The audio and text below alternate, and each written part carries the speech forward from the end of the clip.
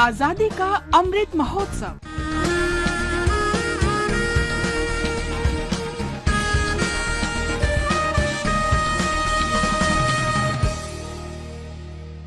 आजादी का सफर आकाशवाणी समाचार के साथ आज की कड़ी में हम महान समाज सुधारक रमानाथ टैगोर का स्मरण कर रहे हैं, जिनकी आज पुण्यतिथि है।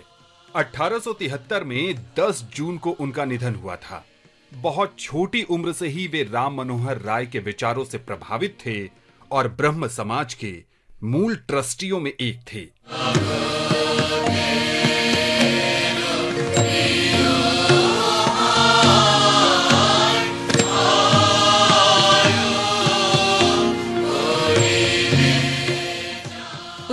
सदी के कोलकाता की जानी मानी सामाजिक हस्ती रमानाथ टैगोर का जन्म 26 अक्टूबर 1801 को हुआ था।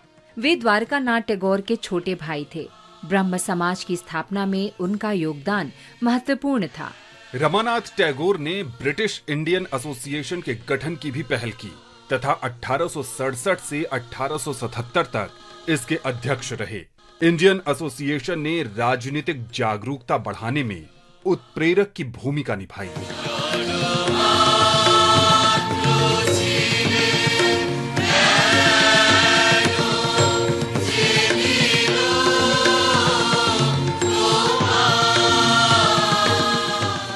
रमानाथ ने प्रसन्ना कुमार टैगोर के साथ मिलकर इंडियन रिफॉर्मर अखबार निकालना शुरू किया। उन्होंने हिंदू के छद्म नाम से हरकारा और इंग्लिश मैन के लिए भी व्यापक योगदान किया। बंगाल विधान परिषद के सदस्य के रूप में रमानाथ टैगोर ने काश्तकारों के अधिकारों की वकालत की और इसके लिए उन्हें रैयत मित्र का नाम दिया गया। 1873 में उन्हें वायसराय की काउंसिल के लिए मनोनीत किया गया और वायसराय लिट्टन द्वारा उन्हें महाराजा की पदवी दी गई।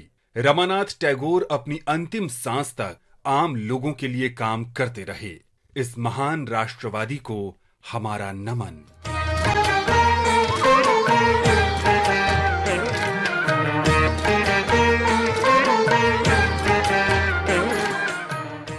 आज हम गांधीवादी स्वतंत्रता सेनानी पुनाका कनकम्मा का भी स्मरण कर रहे हैं। उनका जन्म आंध्र प्रदेश के नेल्लोर जिले में 10 जून 1892 को हुआ था। कनकम्मा ने असहयोग आंदोलन और नमक सत्याग्रह में भाग लिया। अपने जिले में लड़कियों के लिए एक बड़ा स्कूल श्री कस्तूरी देवी विद्यालयम की स्थापना जैसे जनहित कार्य का श्रेय भी उन्हें जाता है। पुनाका कनकम्मा को कोई औपचारिक शिक्षा नहीं मिली थी, लेकिन उन्होंने अपने प्रयासों से तेलुगु, हिंदी और संस्कृत में दक्षता प्राप्त कर ली थी। 1913 में कनकम्मा ने समाज की सेवा के लिए नेल्लौर के निकट पोटलापुड़ी गांव में सुजन रंजनी समाजम की शुरुआत की। वे हमेशा समाज के वंचित वर्गों के कल्याण के लिए जुटी रहीं। कुछ समय के लिए वे क्रांतिकारी राजनीति से भी जुड़ी। उन्होंने 1907 में बिपिन चंद्र के नेल्लोर आगमन की मेजबानी की। बाद में कनकम्मा महात्मा गांधी के सिद्धांतों की समर्पित शिष्या बन गईं। उन्होंने नेल्लौर के निकट पिनाकिनी सत्याग्रह आश्रम की स्थापना के लिए 13 एकड़ जमीन दान में दी। गांधी जी ने 7 अप्रैल 1921 को इस आश्रम का शुभारंभ किया। असहयोग आंदोलन और नमक सत्याग्रह में शामिल होने पर कनकम्मा को 1.5 वर्ष के कठोर कारावास की सजा मिली।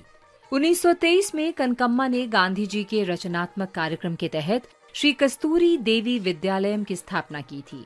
गांधी जी ने विद्यालयम के स्थायी भवन की आधारशिला 1929 में रखी। श्री कस्तूरी देवी विद्यालयम विस्तृत होते होते लगभग 23 एकड़ क्षेत्र में फैल चुका है और आज कर्नाटक के लिए एक जीवंत स्मारक है।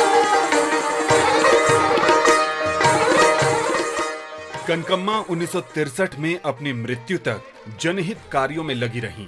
इस महान स्वतंत्रता सेनानी को आकाशवाणी समाचार का नमन।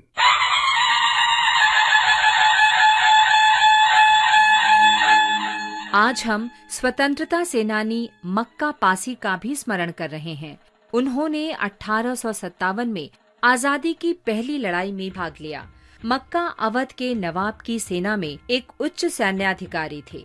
उन्होंने 200 सैनिकों को संगठित किया और अवध से बाराबंकी से होकर गुजर रहे ब्रिटिश बटालियन से मोर्चा लेने के लिए उनका नेतृत्व किया। मक्का और उनके सहयोगियों ने 10 जून 1857 को आगे बढ़ रही सेना को चिन्हट गांव के निकट रोक दिया। भीषण मुठभेड़ में अंग्रेज सैनिकों की गोली से मक्का पासी का निधन हो गया। इस महान शहीद को हमारा नमन। और अब आकाशवाणी समाचार के साथ आजादी का सफर की ये कड़ी संपन्न होती है। कल फिर मिलेंगे अगली कड़ी के साथ।